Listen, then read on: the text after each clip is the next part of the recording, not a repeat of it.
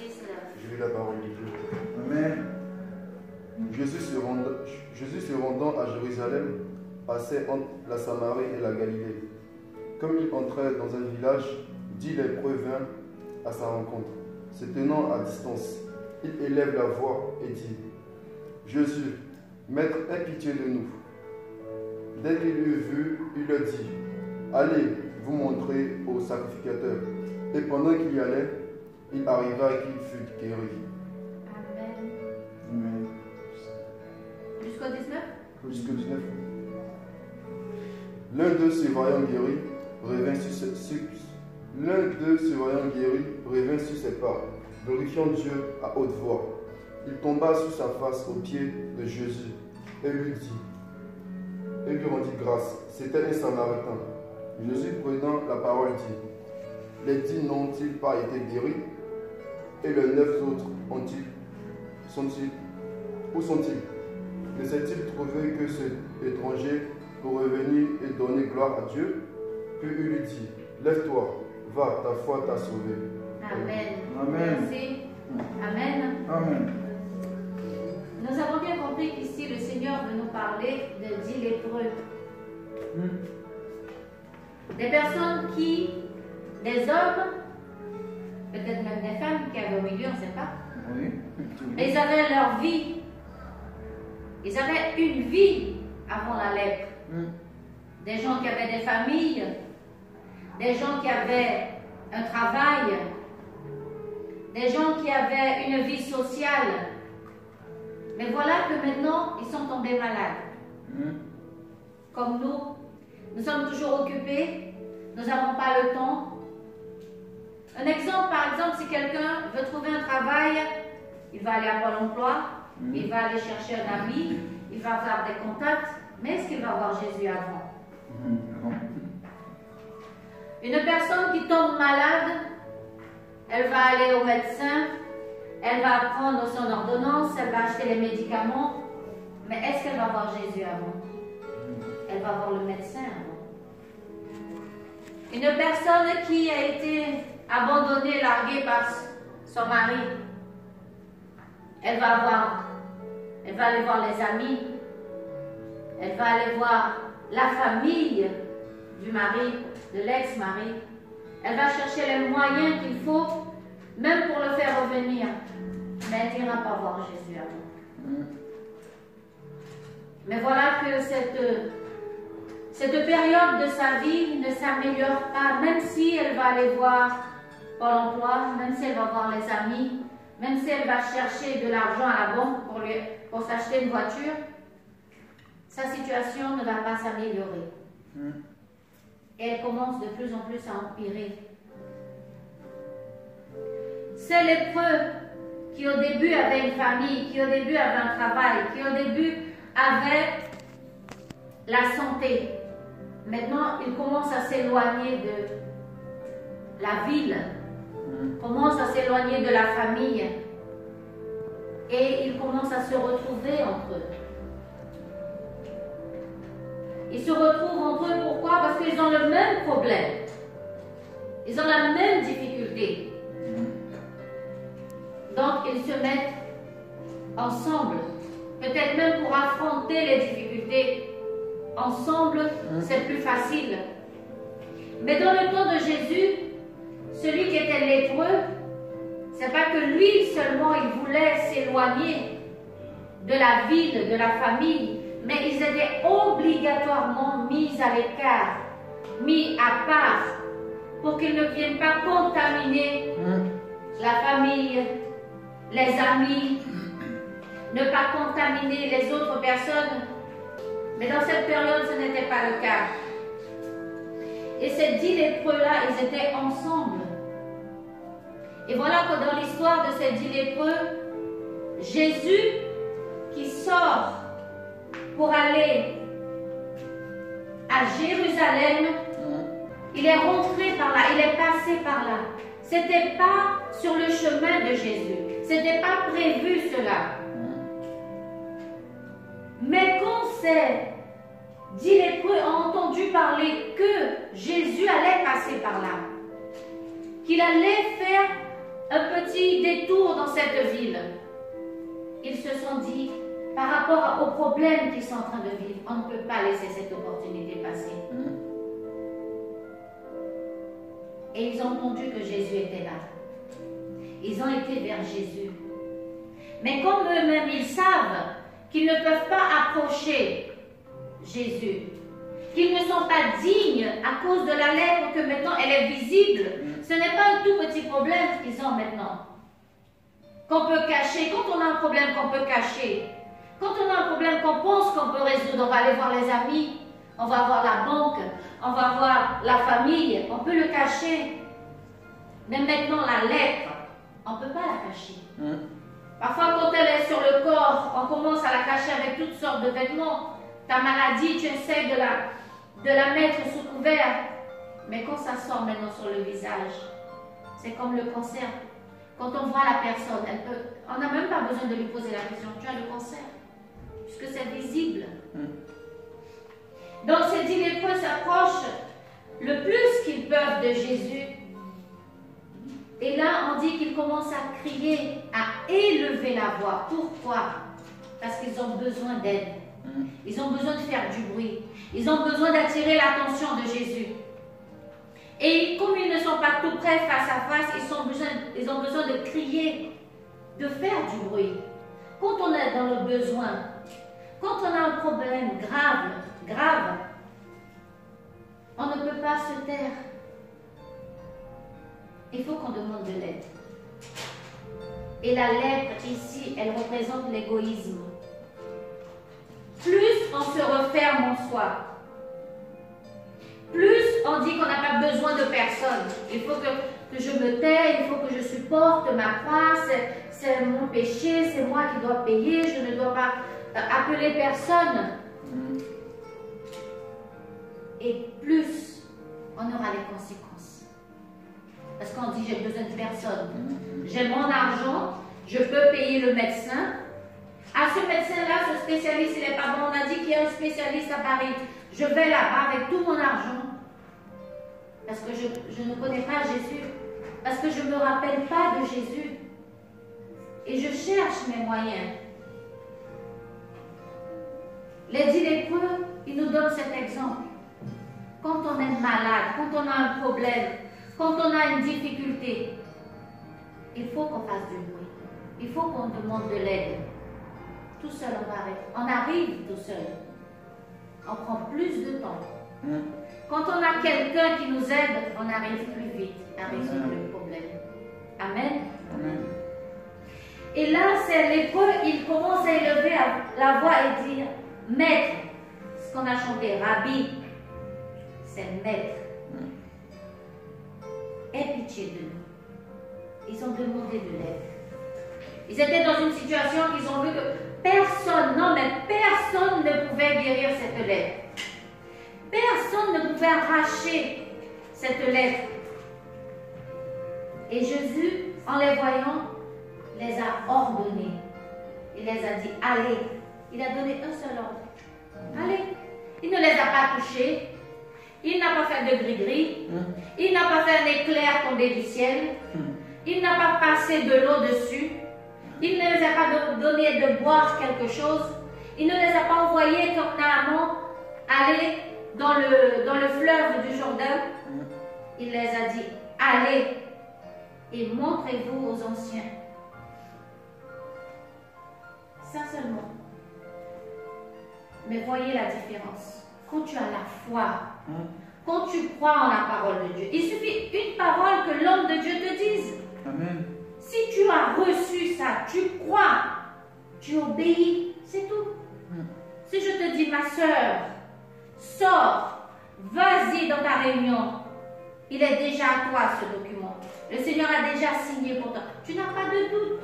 Tu crois non par moi, mais en la parole de Dieu qui m'a envoyé de te le dire. Par l'autorité qu'il y a dans le nom de Jésus. Jésus leur a dit, allez-y et montrez-vous aux anciens. On a parlé de combien? De 10 lépreux. Tous les 10, ils ont cru. Puisque tous les 10, ils sont partis. Et et ils ont été dans la direction des anciens. Et quand ils allaient, pourquoi? Dans cette action, c'est une action, tu as reçu la parole, maintenant tu vas agir. Tu ne vas pas rester les bras croisés. Tu as reçu une parole du Seigneur. Le Seigneur t'a parlé. Le Seigneur a utilisé quelqu'un pour te dire quelque chose. Tu l'as reçu, tu l'as cru, maintenant tu vas agir. Parce qu'avant tu as reçu du Seigneur. Mais nous aimons faire le contraire. Nous aimons agir, aller vers le médecin. Nous aimons avant prendre nos décisions et puis après on demande au Seigneur de bénir. C'est pas comme ça qu'on fait? On aime faire ça. On aime déposer le dossier et puis après on prie en disant Seigneur bénis pour que mon dossier soit approuvé. Or qu'on devait prier avant de déposer le dossier. On aime prendre des décisions, qu'importe dans notre vie, que ce soit dans le travail, que ce soit même dans les sujets sentimentaux. On prend notre décision et puis après on dit Seigneur bénis. Comme si Jésus a pour l'obligation de nous obéir. Mais ici, les 10 lépreux, quand ils ont reçu la parole, l'autorité, l'ordre de Jésus lui-même, ils ont obéi, ils ont été. Et en allant, la Bible dit qu'ils ont été guéris. Ils ont été purifiés dans la traduction portugaise. Ils ont été purifiés, ils ont été lavés. Et ils ont continué leur vie. Après être guéris, les 10 lépreux, ils ont continué leur vie. Ils sont retournés chez leur famille, ils sont retournés dans leur travail, ils sont retournés dans leur ville, ils sont retournés chez les amis. Avant, ils n'avaient plus d'amis. Avant, ils étaient entre eux, entre lépreux, entre malades. Mais maintenant qu'ils sont guéris, ils ont oublié Jésus. Ils ont laissé tomber le petit Jésus. Ils ont complètement oublié. Combien de nous ne le faisons pas? Le Seigneur nous parle. Le Seigneur nous bénit. Le Seigneur a dit, je vais t'ouvrir une porte. Et maintenant, on passe par cette porte. Et nous sommes bénis à travers cette porte. Mais maintenant, on a oublié Jésus. Je ne vais plus à l'église. Je ne prie plus. Je n'ai plus besoin de Jésus parce que ce que je voulais, je l'ai obtenu. Donc quand j'ai été vers Jésus, j'ai été avec une intention de quoi? De recevoir quelque chose de sa part, de même échanger avec lui, de négocier avec Jésus. Jésus, si tu me donnes la guérison, moi je te donnerai de l'argent. Jésus a besoin d'argent. Il y a beaucoup de personnes qui prient comme ça. Et il y a beaucoup de personnes qui pensent comme ça, qu'ils peuvent négocier avec Jésus. Seigneur, si tu me donnes cette bénédiction, moi en retour je vais faire telle chose pour ta maison. Est-ce que Jésus a besoin de toi? Non. C'est nous qui avons besoin du Seigneur. Donc arrêtons de penser que je peux négocier avec lui. Arrêtons de penser que si je vais à l'église, c'est une faveur que je fais au Seigneur. Arrêtons de penser que servir Dieu, mais quand je dis servir, ce n'est pas servir être assis à l'église, ce n'est pas servir avec notre argent, ce n'est pas servir avec notre corps, avec notre bouche. La Bible dit que c'est en esprit et en vérité. Quand le Seigneur utilise quelqu'un dans notre vie, ce n'est pas que nous qui recevons la bénédiction. C'est notre famille. Parce que le fait que nous avons été dans la joie, le fait que nous avons reçu cette bénédiction, où je vais, la bénédiction avec moi. Donc je suis à la maison, la bénédiction avec moi. Je pars à mes enfants, la bénédiction avec moi. Je vais au travail, la bénédiction avec moi. La grâce de Dieu est venue sur moi. Donc moi aussi j'ai été bénie, mais aussi j'ai béni les autres personnes autour de moi. Mais maintenant que j'ai été bénie, qu'est-ce que je fais avec ça? Je continue ma vie. J'ai déjà été à l'église, j'ai déjà fait ma part. C'est fini. Je suis satisfaite. Peut-être je vais attendre la prochaine lettre, le prochain concert, problème pour revenir à l'église. Il y a beaucoup de personnes qui agissent comme ça. Le Seigneur a mis dans mon cœur ça hier, il fallait vraiment que je... Ça fait une semaine, mais je me suis reposée hier et j'ai demandé la permission au frère Roger pour parler de ça aujourd'hui. Parce que c'est fort. Nous demandons, Seigneur, nous prions, nous réclamons, nous nous lamentons, nous pleurons sur le problème, sur la maladie, sur la difficulté que nous avons. Et voilà que nous allons chercher la solution. Nous allons voir les hommes de Dieu pour prier pour nous. Il y en a ceux qui vont voir les marabouts pour faire, mais quand ils voient que les choses ne se résolvent pas, ah mais maintenant je vais vers Jésus, parce que je sais que c'est le seul et unique qui peut le faire. Alors pourquoi tu n'as pas fait avant? Pourquoi tu n'as pas cherché Jésus avant? Mais maintenant ils ont reçu ce qu'ils ont été chercher. Et maintenant qu'est-ce qu'ils font? Ils continuent leur vie. Ils ont oublié Jésus. Tout va bien. Je n'ai plus besoin de Jésus. Je suis en France. J'ai mes documents. J'ai tout ce que je veux, tout ce que j'ai pensé, tout ce que j'ai planifié. Maintenant, j'ai plus besoin de Jésus. Pourquoi je dis ça? Parce que un seul, dans le verset 15 dit, un seul a vu qu'il était guéri et est retourné pour glorifier en haute voix au Seigneur. Des 10, voyez comment nous sommes ingrats, comment nous sommes égoïstes. Les 9 ont continué à vivre leur vie bien, à l'aise, on a oublié Jésus. Un seul des 10 a vu que sa vie avait changé. Il n'a pas vu seulement qu'il était guéri, mais quelque chose en lui s'est passé. Il a vu qu'il était propre, qu'il avait été guéri, mais quelque chose d'autre s'est passé. Et cet esprit d'ingratitude ne vient pas de Dieu. On a reçu du Seigneur.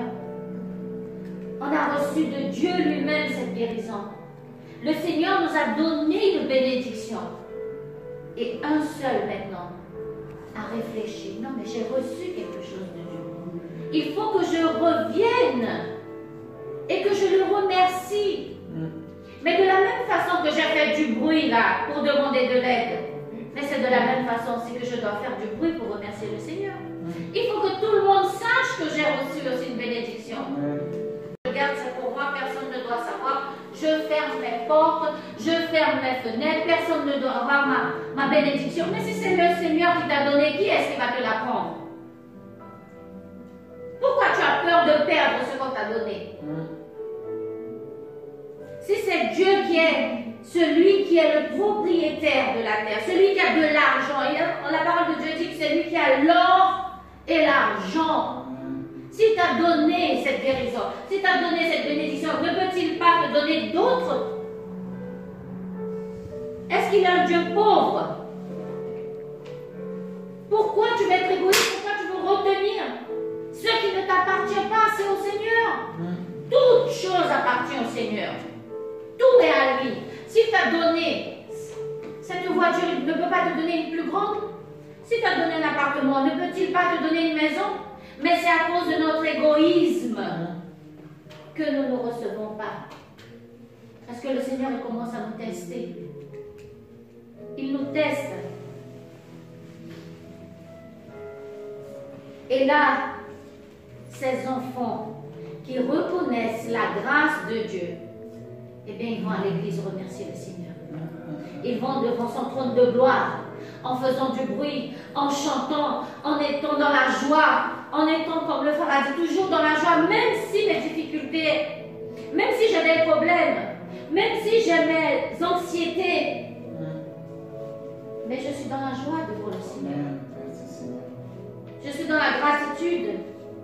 Je suis dans la plénitude quand je suis devant le Seigneur. Je ne suis pas à moitié. Je suis en esprit et en vérité. Cet homme maintenant, il tombe, il se jette aux pieds du Seigneur. Avec son visage à terre en lui rendant grâce. Et cet homme, la Bible dit que c'est un Samaritain. C'est un étranger sur cette terre.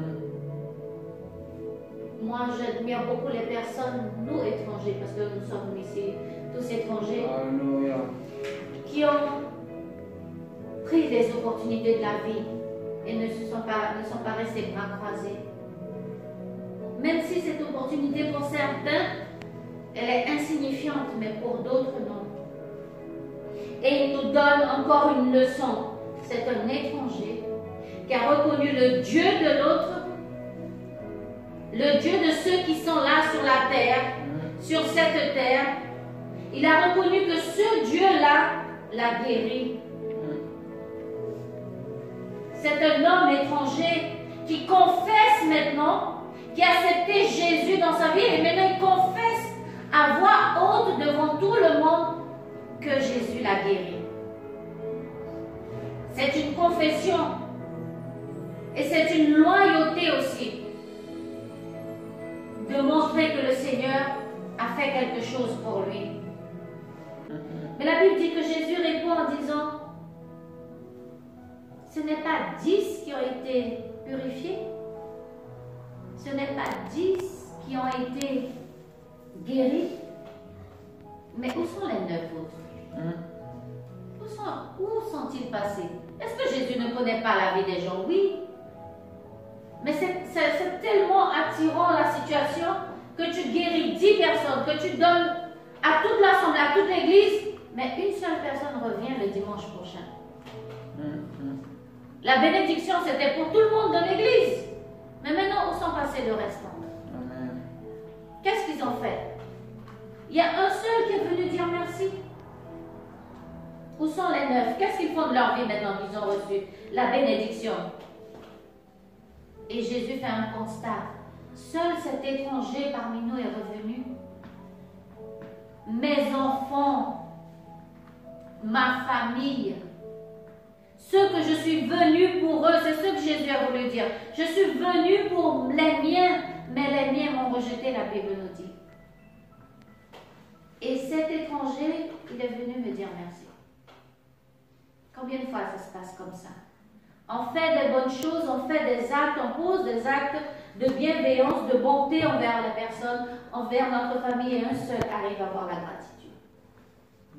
Mais on sait qu'il ne fait pas ça pour nous. Il fait pour lui-même. Parce qu'il a déjà reçu sa part du gâteau, il a déjà mangé, il est satisfait. C'est fini, c'est bon. Si lui, il est satisfait avec une part de gâteau, c'est son problème. Il y a des gens comme ça. Ils sont satisfaits. Avec une part de gâteau, c'est suffisant. Mais il y en a qui veulent plus. Ce n'est pas par méchanceté, au contraire. C'est parce qu'ils ont appris ce que la parole de Dieu nous dit, de ne pas nous conformer, de ne pas accepter ce monde. Ils veulent plus. Ils ne veulent pas seulement ce qu'on a dans le monde, mais ils veulent aussi ce qu'il y a dans le ciel. Ça veut dire la vie éternelle. Ils ne veulent pas seulement avoir une belle voiture, avoir les poches pleines d'argent, avoir une belle maison, un bon travail, mais ils veulent aussi la vie éternelle, qui est au-delà et au-dessus de ces choses qui vont périr.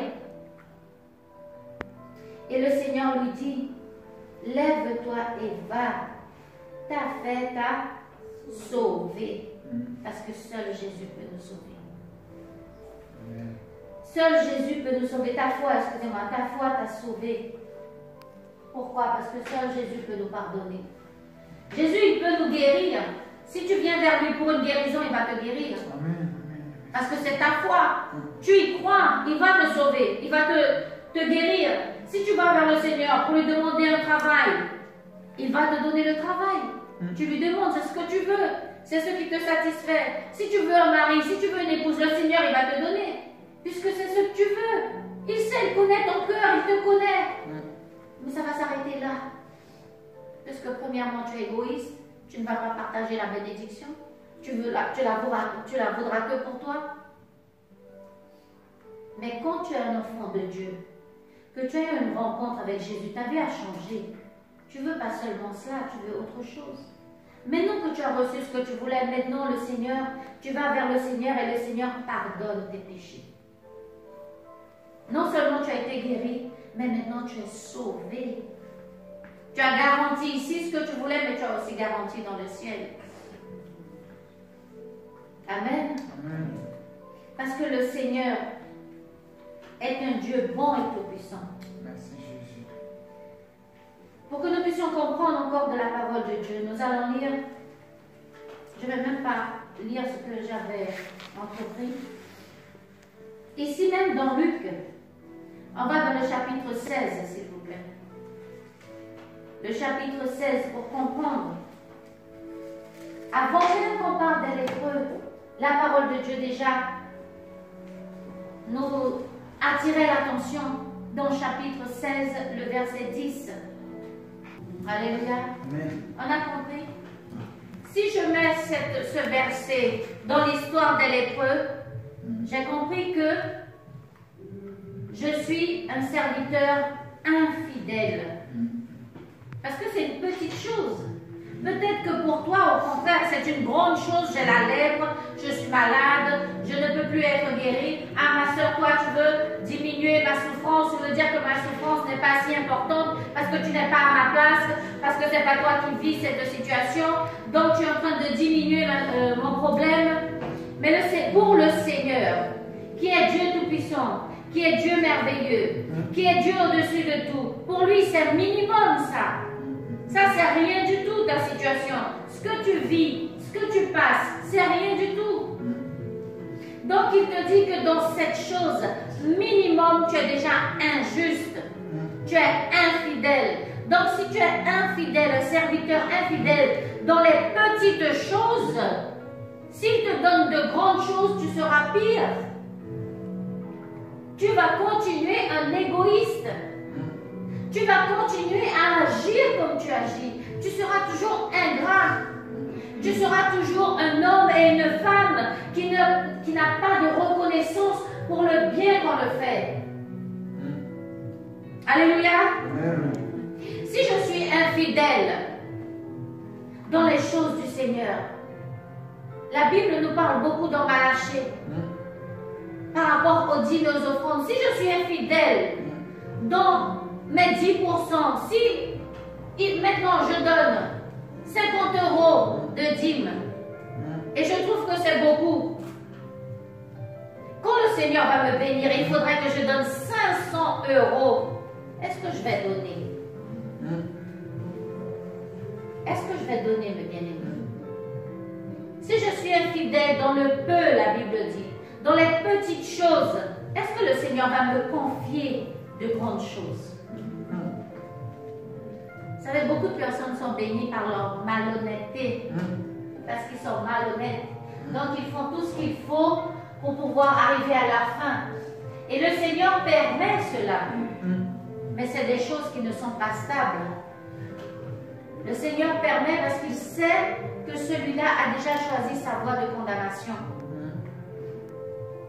Mais il y a ceux qui arrivent parce que ce sont des serviteurs fidèles. Et les voies qu'ils choisissent pour arriver, le Seigneur les fixe, les met fermes. Et personne ne peut les arracher de là. Même si les choses chancellent, même s'ils ont des difficultés, même s'ils ont des problèmes, ils arrivent à se maintenir debout parce que c'est le Seigneur qui les a mis là. C'est le Seigneur qui a ouvert cette porte et personne ne peut la fermer, la Bible dit. Quand c'est le Seigneur, le Dieu Tout-Puissant lui-même qui ouvre la porte, personne ne peut fermer. Amen. Et la Bible dit que si je suis injuste, dans ma Bible, dans la tienne c'est ma lunette, le mien c'est injuste, que pour moi c'est pas la même chose. Injuste, c'est ne pas faire la justice, reconnaître ce qui est juste. Reconnaître que le frère, le jour où j'avais besoin d'avoir une paire de chaussures, il m'a prêté. Reconnaître que le jour où j'avais faim, il n'a pas mesuré combien il fallait pour me donner à manger. Alléluia, merci. Le jour où ça s'est passé dans ma vie, elle est là, elle le sait, que j'avais personne, on a frappé à toutes les portes pour m'emmener à l'hôpital. Et cette personne était là pour m'emmener à l'hôpital. Quand tous les voisins ont dit qu'ils ne pouvaient pas le faire. Mais il faut qu'avec ça, maintenant j'ai été servie. Je lui tourne le dos, j'ai plus besoin d'elle. J'ai eu besoin ce jour-là, mais maintenant j'ai plus besoin. Je l'oublie, je la mets de côté. Si elle vient frapper à ma porte, je ne peux pas savoir. Mais le jour que le Seigneur va me confier, je serai capable de pouvoir redonner au Seigneur son juste prix, sa juste bien-aimés, la lèpre, ici j'ai parlé de l'égoïsme, mais parfois elle a une autre signification. Et c'est là que nous devons être très vigilants. Très vigilants. Parce que la lèpre, pendant que tu peux cacher cela, c'est bien, c'est ton péché, c'est ton problème, tu le caches. C'est ton sentiment. Vous savez quand les gens ne t'aiment pas mais sont en train de sourire, ils arrivent tellement à bien cacher leur sourire que parfois on croit que la personne elle t'aime. Mais pourtant derrière cette mascara, ce masque, elle te déteste même. Mais il y a un moment qu'elle n'arrive plus à cacher cela. Il y a un moment, elle a tellement de méchanceté en elle, elle a tellement de jalousie en elle, il y a un moment, elle n'arrive plus à cacher. Et là, comment on dit, ça tombe, le masque tombe. Là, elle ne peut plus cacher, tout le monde a vu. Donc la lèpre, parfois, elle peut signifier cela. Il y a beaucoup de temps où tu peux cacher, où tu peux rester dans ton coin, tu n'as pas besoin d'aide, mais le Seigneur a dit que quand on confesse nos péchés les uns aux autres, c'est une chose. Amen. Mais quand on confesse aussi au Seigneur, il est Dieu bon et miséricordieux pour nous pardonner.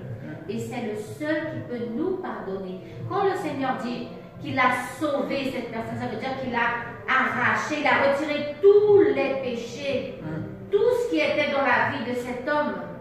Ce n'est pas seulement extérieur, ce n'est pas seulement d'avoir la guérison, d'avoir ce qui est extérieur que tout le monde va voir maintenant que j'ai été guéri. Mais Jésus aussi va voir au fond de moi que quelque chose a changé, que quelque chose est venu maintenant. Maintenant, c'est plus mon visage qui est couvert, qui est plein de marques. Maintenant, j'ai un visage qui est rayonnant.